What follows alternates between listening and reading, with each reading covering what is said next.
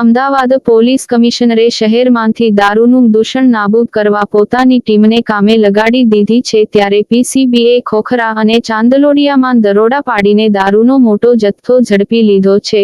ઉપરાંત વિજિલન્સે નરોડા ગીટમાંથી દારૂનું ગોડાઉન ઝડપી લીધું હતું.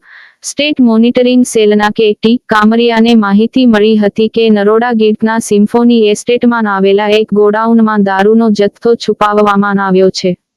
પોલીસે ગોડાઉનમાં દરોડો પાડીને વિલાયતી દારૂની 2326 બોટલ ઝડપી લીધી હતી. 2 વાહનો પણ કબજે કર્યા હતા.